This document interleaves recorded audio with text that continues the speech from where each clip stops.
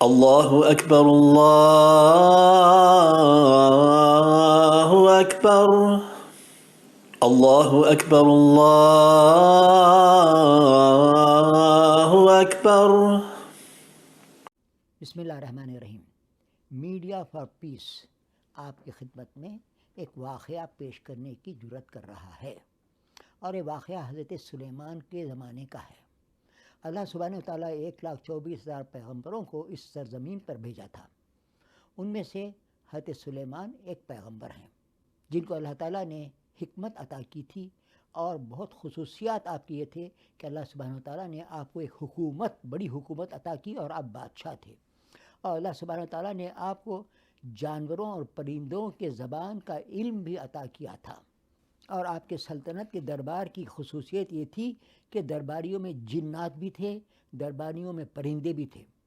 ان میں سے ایک پرندہ، اس کا نام تھا ہدہد، بہت غیر معمولی خدمت کرتا تھا۔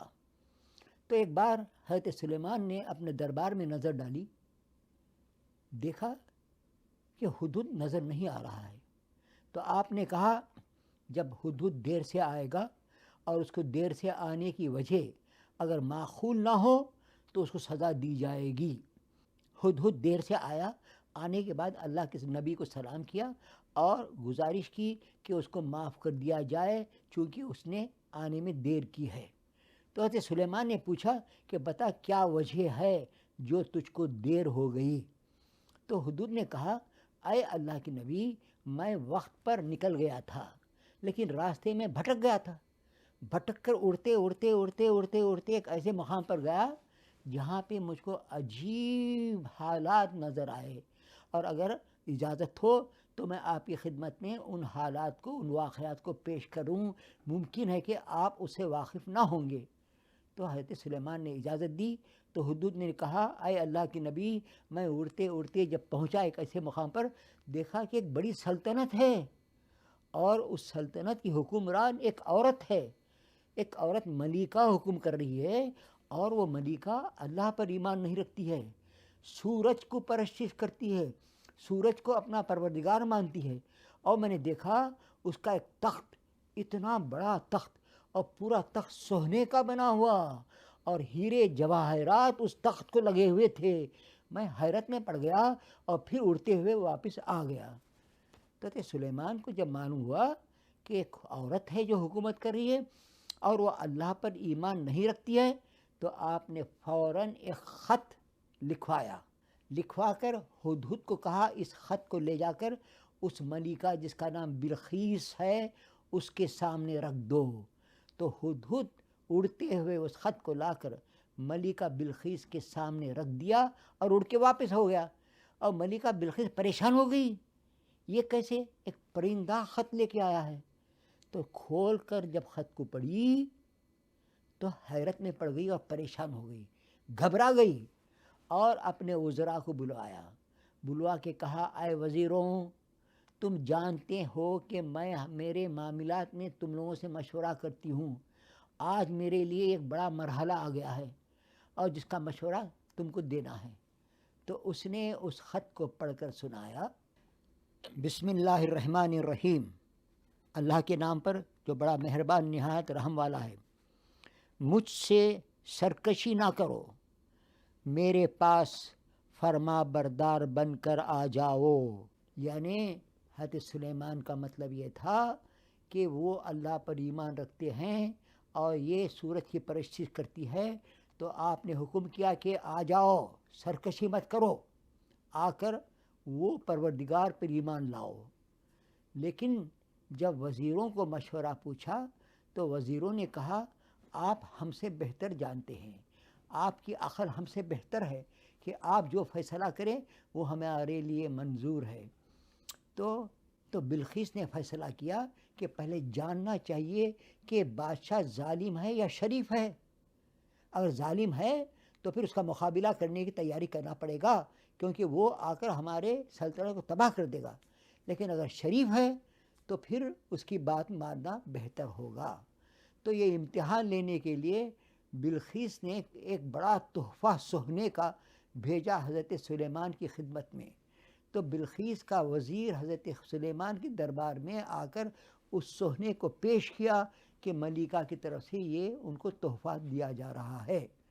حضرت سلیمان نے دیکھ کر کہا کیا یہ سونا میرے لیے لایا گیا ہے؟ جا کر تمہارے ملکہ کو بتا دو کہ میرا پروردگار مجھ کو اس سے بہتر تحفے دیا ہے، کئی گنے بہتر تحفے دیا ہے، مجھے ایسے تحفے کی ضرورت نہیں ہے۔ اور اس کو کہہ دو کہ اگر وہ آ کر میرے پاس میرے کہنے کو ناقبول کری تو ہم بہت طاقتور فوج رکھتے ہیں اور ہم آ کر اس کو تباہ کر دیں گے۔ تو وزیر آ کر واپس ملکہ کو سنایا کہ سلیمان پیغمبر ہیں اور وہ خفا ہو گئے اس تحفے کو دیکھ کر، اور انہوں نے کہا کہ ان کے پروردگار نے ان کو اور بہتر تحفے دیے ہیں، اور انہوں نے جتایا ہے کہ اگر آپ نہ آئیں تو پھر وہ لشکر لا کر ہم کو تباہ کر دیں گے۔ تو تب بلقیس کو یقین ہوا کہ یہ شریف ہیں اور اس تحفے کو جو رشوت کے حیثیت سے پیش کیا گیا تھا اس کو قبول نہیں کیا۔ تو آپ نے فیصلہ کیا اپنے وزیروں کے ساتھ حضرت سلیمان کے پاس جانے کے لیے اب سفر کر رہی ہیں، اور حضرت سلیمان اپنے دربار میں اعلان کرتے ہیں کہ اے میرے درباریوں، تم میں سے ہے کوئی جو تخت بلقیس کو بلقیس یہاں آنے سے پہلے لے کر آ جائے؟ تو یہ اعلان کرنے کے بعد ایک جن تھا درباریوں میں جو اٹھ کھڑا ہوا اور اس نے کہا کہ اے اللہ کے نبی، میں جن ہوں اور مجھ میں انسان سے بڑھ کے طاقت ہے، اور میں وہ تخت کو آپ آج اس دربار کو برخاست کرنے سے پہلے لے کے آتا ہوں۔ یہ کہنے کے بعد حضرت سلیمان کے وزیر جن کا نام تھا آصف بن برخیہ، وہ وزیر بھی تھے اور حضرت سلیمان کے رشتے کے بھائی بھی تھے، وہ اٹھ کھڑے ہوئے اور انہوں نے کہا اے اللہ کے نبی، آپ کے پلک جھپکنے سے پہلے لے کے آتا ہوں، اور لا لیا، تخت بلقیس آ گیا، تخت بلقیس بازو میں حضرت سلیمان کے آ گیا۔ آپ نے کہا پلک کے جھپکنے میں لے کے آتا ہوں، اور لا لیا۔ کیسا لایا؟ کیا ہو گیا تھا؟ کیا قدرت تھی؟ کیا طاقت تھی؟ اللہ سبحانہ وتعالیٰ نے قرآن میں ذکر کیا ہے کہ پلک کے جھپکنے سے پہلے اس تخت کو لا لیا گیا، لیکن اس کے بعد اللہ سبحانہ وتعالیٰ قرآن پاک میں بتا رہے ہیں کہ کیا بات تھی، کیا طاقت تھی جو اس نے لایا۔ تو قرآن پاک میں فرمایا ہے کہ اس کے پاس جو تخت لایا اس کے پاس اللہ کی کتاب کا کچھ علم تھا، اللہ کے کتاب کا کچھ علم تھا، تو اس میں وہ ٹیکنالوجی اس کو ملی جو آج آپ کی ٹیکنالوجی، بڑے بڑے سائنسدان جن کے پاس نیوکلیئر پاور کی ٹیکنالوجی ہے، اٹامک پاور کی ٹیکنالوجی ہے، بازو مکان سے ایک کرسی نہیں لا سکتے، پلک کے جھپک میں ایک کرسی نہیں لا سکتے۔ تو یہ کیا کتاب تھی جس کے علم میں اتنی قدرت اور اتنی صلاحیت، اتنی ٹیکنالوجی کہ سووں نے ہزاروں میل سے ایک وزن تخت کو پلک کی جھپک میں لا لیا گیا۔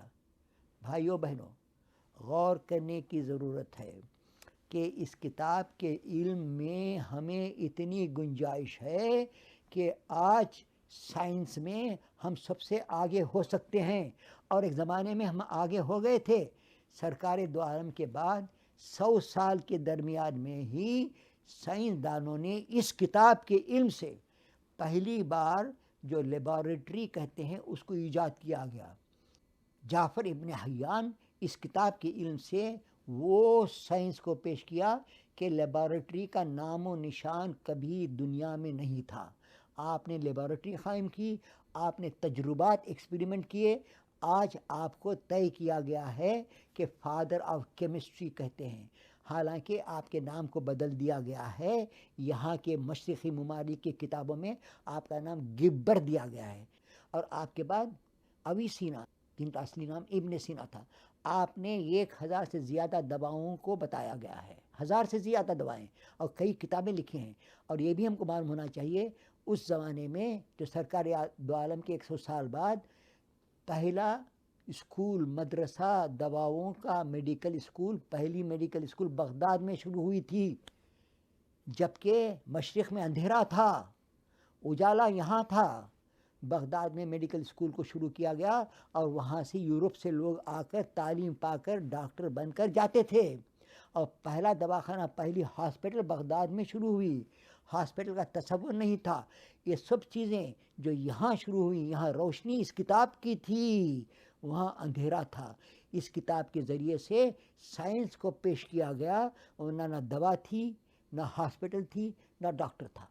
بھائیوں بہنوں، آج ہمیں غور کرنا چاہیے، اس کتاب میں آج وہی کتاب ہے جس کتاب سے سائنس کو پیش کیا گیا۔ آج یہ کتاب کہاں ہے؟ ہم تاخچے میں رکھے ہیں۔ اس کتاب کو کب اتارا جاتا ہے؟ جب میں انتقال ہو جاتا ہوں، جب کسی کا انتقال ہوتا ہے تو تب اس کتاب کو نکالتے ہیں مردوں کو پڑھنے کے لیے۔ اس کتاب کی توہین کہیے یا جو بھی کہیے، اللہ سبحانہ تعالیٰ قرآن پاک میں یہ ارشاد فرماتا ہے کہ روز محشر اللہ کے نبی یہ فریاد کرنے والے ہیں، یہ شکایت کرنے والے ہیں، اور آیت کا ترجمہ یہ ہے کہ اے میرے پروردگار، میرے قوم والوں نے اس کتاب کو بیکار کر دیا۔ سرکار دو عالم شکایت کرنے والے ہیں اپنے قوم کے بارے میں، جس قوم میں آپ اور ہم ہیں، کہ روز محشر یہ شکایت ہوگی کہ اے میرے پروردگار، میرے قوم والوں نے اس کتاب کو بیکار کر دیا۔ بھائی بہنوں، اس کتاب میں ہمیں وہ علم آج بھی ہے جس سے ہم ترقی کر کے سب سے آگے ہو سکتے ہیں، لیکن ہم سب سے پیچھے کیوں ہیں؟ اس کتاب کو چھوڑ کر دوسری کتابوں کی طرف توجہ کر رہے ہیں۔ دوسری کتابیں انسان کی لکھی ہوئی بھی اہم ہیں، لیکن پروردگار کے کتاب کے مقابلے میں کوئی مقام نہیں رکھتی ہیں، اور ہم اس کتاب کو تاخچے میں رکھے ہیں۔ پڑھتے ہیں، رمضان میں پڑھتے ہیں، لیکن طوطوں کے اسے پڑھتے ہیں۔ ہر لفظ پر اس کتاب کے اور غور و فکر کیا جائے تو ہمیں وہ چیزیں معلوم ہو سکتی ہیں جو آج دنیا میں کوئی حاصل نہیں کیے ہیں۔ بھائیو بہنوں، اس واقعے سے ہمیں یہ علم ملتا ہے، ہمیں عبرت حاصل ہوتی ہے۔ اس کتاب کو کھولو اور اس کتاب سے دنیا میں سب سے آگے بڑھنے کی صلاحیت پیدا کرو۔ السلام علیکم ورحمۃ اللہ وبرکاتہ۔